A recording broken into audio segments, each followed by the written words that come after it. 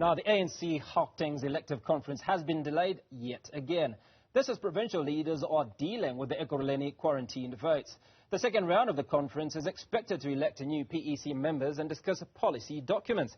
Our reporter Mbali Thethani is in Boksburg and joins us now live. Mbali, are we surprised by these delays in this ANC elective conference yet again?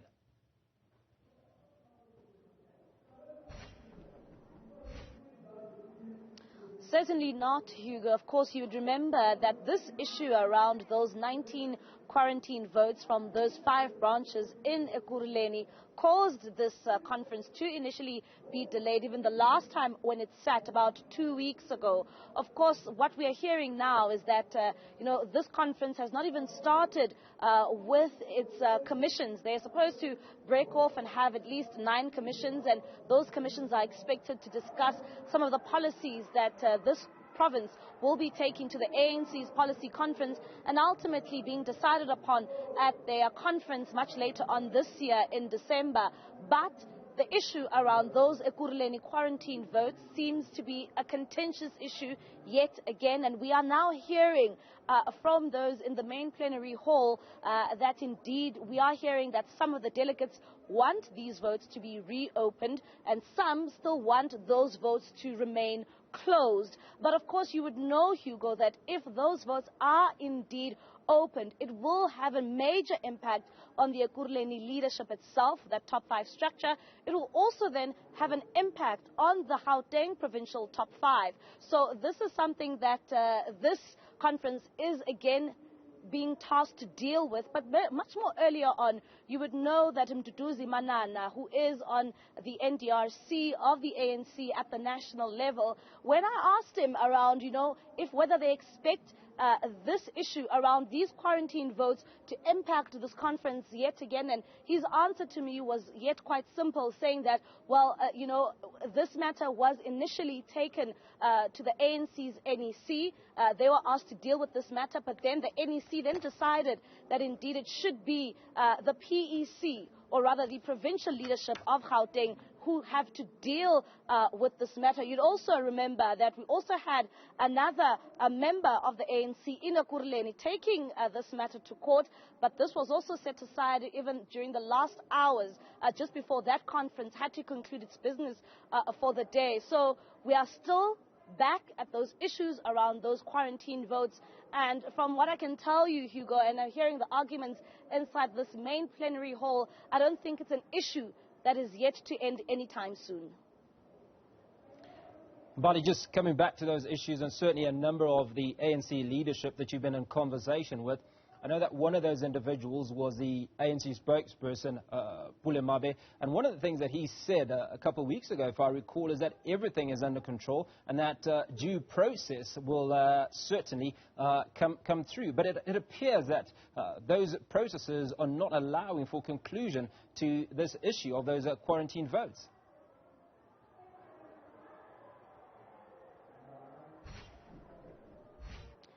That's certainly right, Hugo. Just earlier on, just before this conference started, we heard from the ANC spokesperson, Mabe. We also heard from the newly elected chairperson of the ANC in Gauteng, Panyaza Lisufi, alongside the newly elected secretary of the ANC in Gauteng. And they seemed to be quite casual and quite calm, especially when we asked about this issue around those 19 votes from Ekurhuleni. And they said that, well, they don't anticipate that it should be a problem. But I must tell you that, Hugo, it's 4 o'clock, and when these delegates returned from their lunch break, they were expected to head off into those 9 commissions.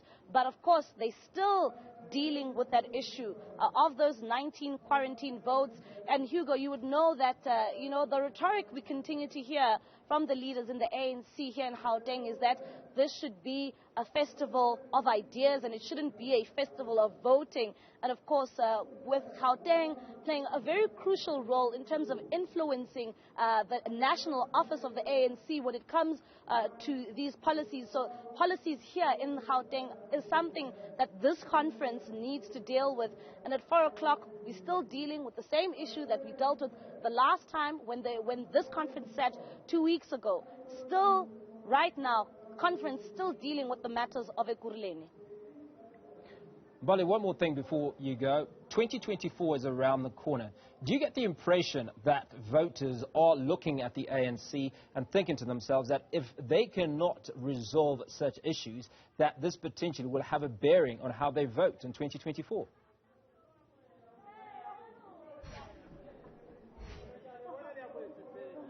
Well, Hugo, you would remember that coming into this conference, the ANC in Gauteng said that this conference is quite important because you would know that experts have said it on numerous occasions that the potential for the ANC to dip below 50% during the 2024 elections is quite high. And the ANC is well aware of that because you would know that, in terms of the support of the ANC, it continues to decline, and that shows at the polls.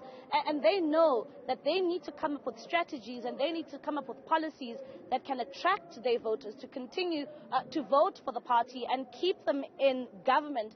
But, when you look at the issues of this conference and looking at the roadmap to 2024, it seems as if, if conference is not set or had a discussion looking into policies at 4 o'clock, Hugo, on its first day, it seems as if, yet again, the ANC would have left this conference not discussed very important policies of the ANC, which it needs to take to the policy conference in at least 2 to 3 weeks' time.